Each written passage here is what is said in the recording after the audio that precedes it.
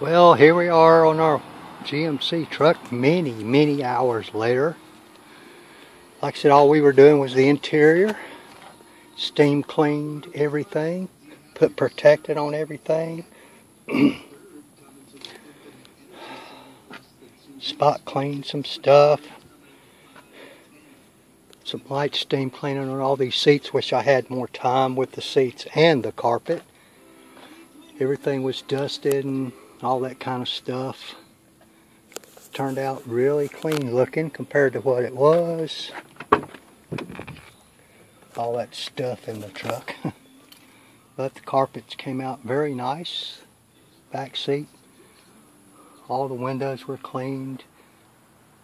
Protectant put on those.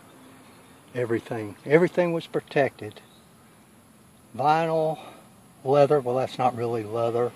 The fabric, the windows, plastic, the little plastic chrome, everything. That wraps that one up, folks. Fixing to deliver it.